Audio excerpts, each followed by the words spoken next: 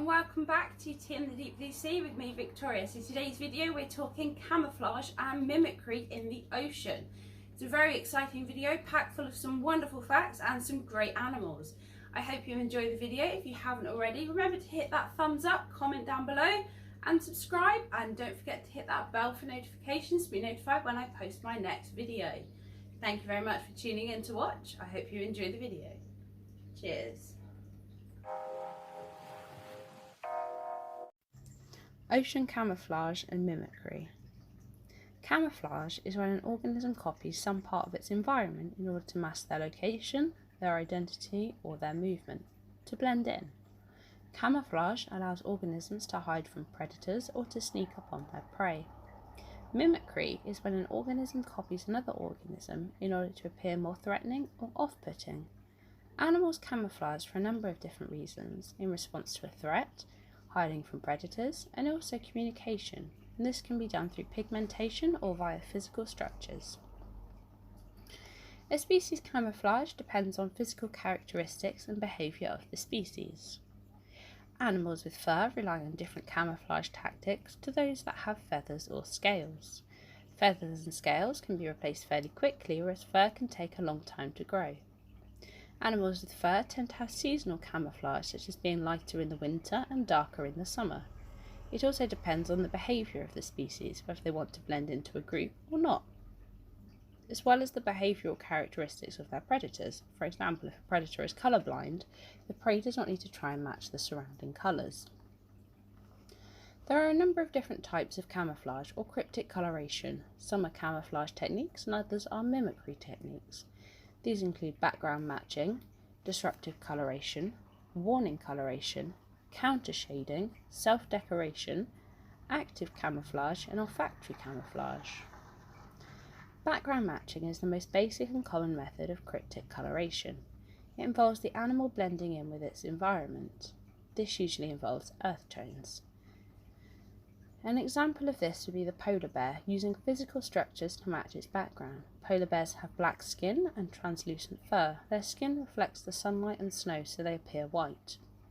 Another example of background matching is beluga whales being white to blend in with the snow and the ice. When they are born, they are grey to blend in with their mother's shadow, and as they age, they become white.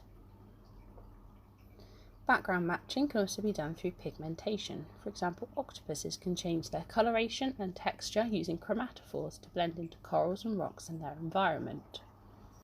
Another form of camouflage is disruptive coloration, where an animal disguises itself through colour pattern, creating a visual disturbance and possibly becoming unrecognisable. Disruptive coloration can cause a predator to mistake what they are looking at. The scorpionfish uses disruptive coloration to blend into its background using lines and tassels to disguise the fish outline. This helps them to catch unsuspecting prey. Orcas also use disruptive coloration. They have eye spots to make it difficult to tell how many there actually are, as predators may see these as multiple sets of eyes, leading them to think there is more than one, making them less likely to attack. Some species highlight their identity rather than to try and hide it, using a method known as warning coloration or aposematism. Warning coloration can indicate that the animal is toxic or dangerous. An example of aposematism is nudibranchs having bright colours to stand out and signal to predators that they are poisonous. Not all nudibranchs are poisonous, some use this method to pretend they are poisonous. Counter shading is a form of camouflage where the top of an animal is darker and the underside is lighter. This is common in whales and sharks as well as some fish species. Looking up at them from below, the pale colours blend in with the light, and when looking down at them, their dark colours blend in with the ocean depths. This can help them to hunt prey or avoid detection from predators. Counter shading can also distort shadows and make it harder for a predator to see an animal's true shape. Self-decoration is another method animals can use to blend into their environments. This involves using what is available in the surrounding environment in order to blend in. For example, decorated crabs cover themselves in things such as animals like corals and plants to blend into their surroundings. Sea urchins can gather shells and rocks to carry around to make them camouflage better in their environment. Active camouflage is animals having the ability to change their colours, patterns and even their textures. Some species, such as nudibranchs, can change their coloration by changing their diet.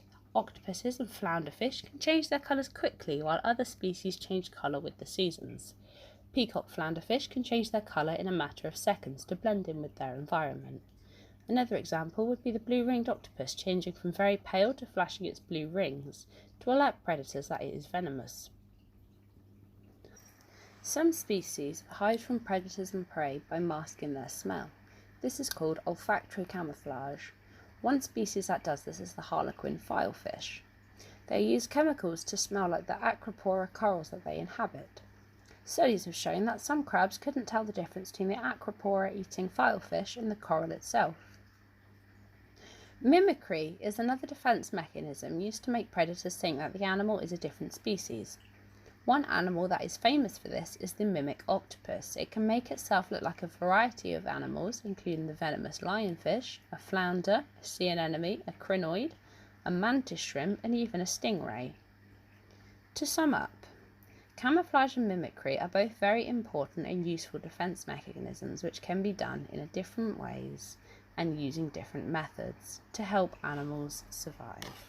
So that was my ocean camouflage and mimicry video. I hope you have enjoyed the video and learnt something new. If you have, let me know down in the comments. Remember to give this video a thumbs up. Thank you very much for watching. I hope you've enjoyed the video and I look forward to seeing you in the next one. Bye bye for now. Cheers.